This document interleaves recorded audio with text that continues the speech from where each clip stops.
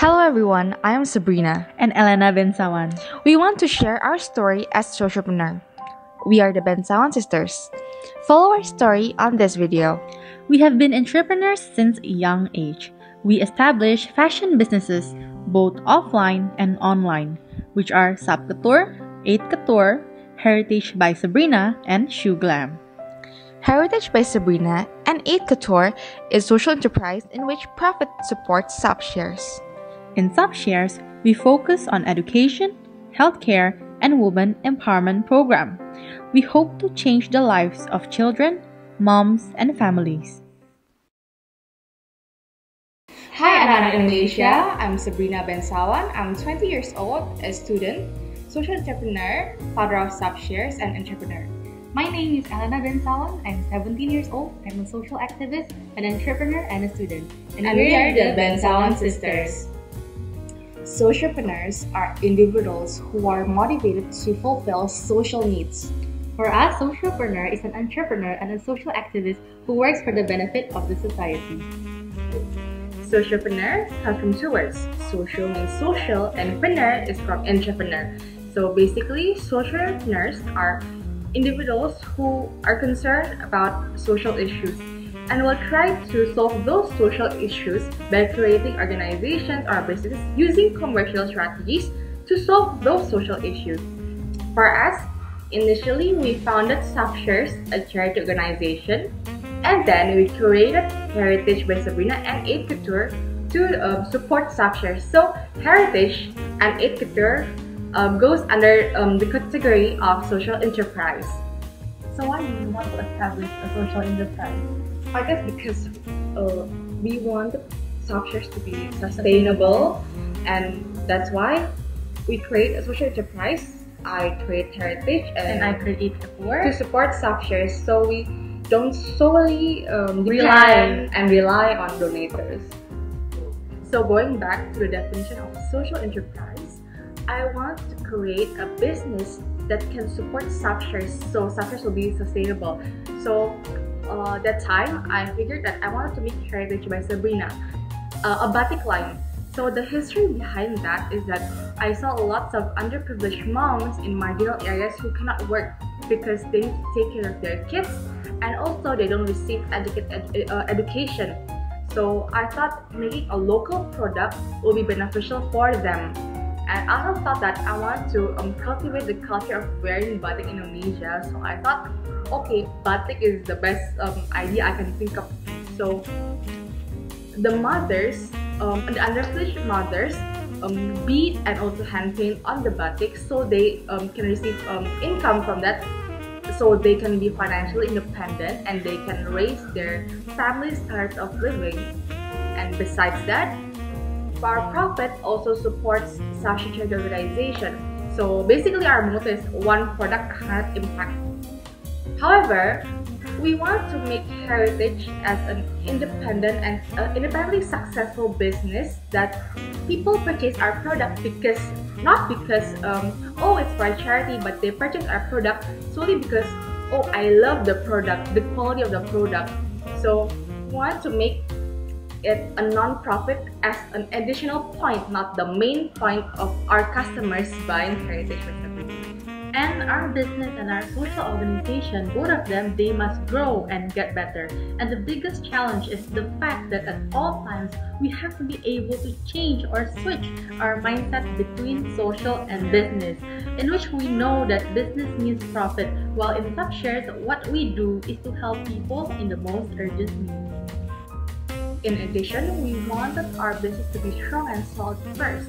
We want to market the product to the right places, to understand the demands of our customers, and also to ensure the quality of our product.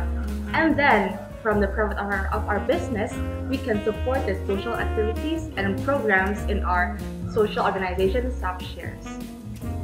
To me, the definition of success in the context of a social enterprise is that it has to be firstly positively impactful, secondly sustainable, thirdly consistent, and lastly, of course, it has to be able to fulfill its initial goal. And for us, Heritage by Sabrina's initial goal is to be able to support sub-shares. So back again to the definition of a social enterprise is that it has to apply commercial strategies so it can succeed, and we must again try to Sabrina to be successful, not because of the fact that it is to support sub-shares, but the fact that our product quality and design is lovable. In my opinion, a successful socialpreneur is someone who is inspiring and impactful, someone with a good character and who has grit, who doesn't give up even in the face of failure, who works hard, pray hard, and always be the best version of themselves, who always want to grow and get better, and one who never stops learning from everyone, everywhere, and every time. So sub-shares funding has two sources. Firstly, from our social enterprise, which is Heritage by Sabrina and also Incutor.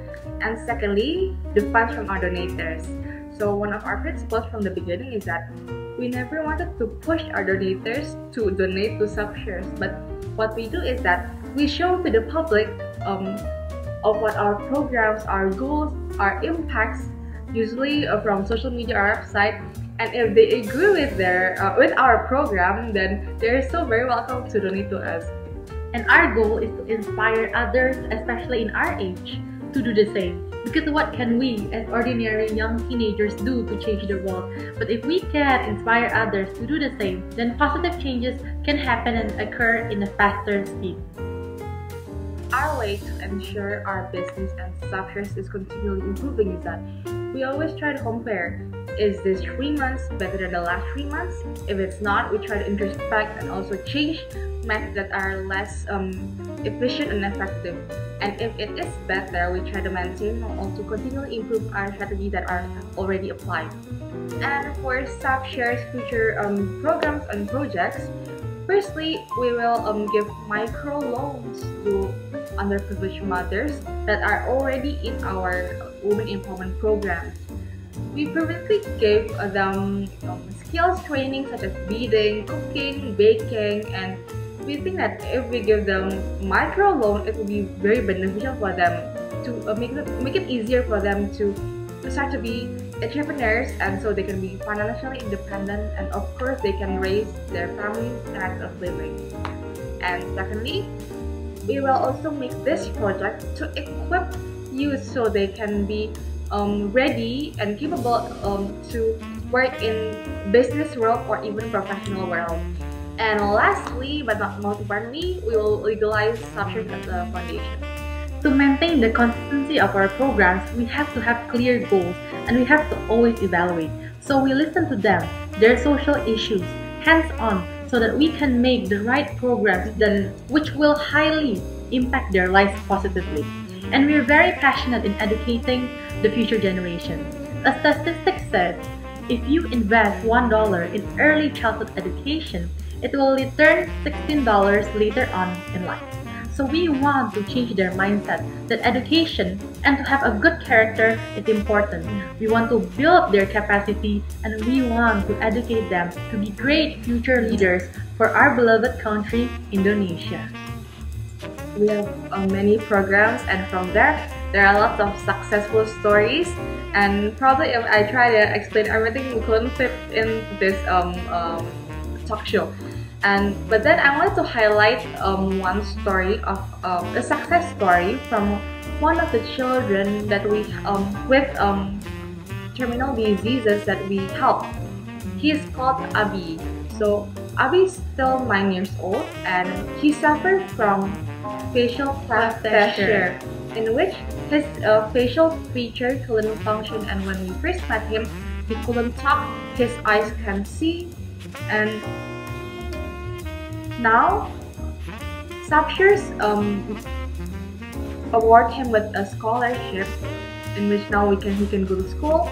And not only that, but Abi now can lead prayer in his mosque and also can even represent his school to competition in Indonesia. Our message for youth of Indonesia: we all have a responsibility of making this country a smarter nation. Start now and start young. You don't have to be like Mother Teresa, or you don't have to establish a charity foundation to be positively impactful. But I believe that each and every one of us have our own part or portion in creating impacts in this world. So, in conclusion and in a nutshell, find your own portion and your part in making this world a better place and do it now. Our message is firstly, learn from everyone, everywhere, and every time. Learn from people horizontally and vertically, from people above us, around us, and below us. I always believe that there's always something positive that we can learn from everyone. And secondly, spread kindness and happiness everywhere and every time. I believe that there's no act of kindness that is too small. And we can start from small things such as helping our friend or holding the door open for a stranger. We never know how our small act of kindness can change someone's day or life. Don't give up when challenges and hardships arrive. Be grateful for it, learn from it, and grow from it. And last but most importantly, besides always giving our all and do our best in everything that we do, always pray and involve God in every aspect of our life. Thank you for watching. Bye.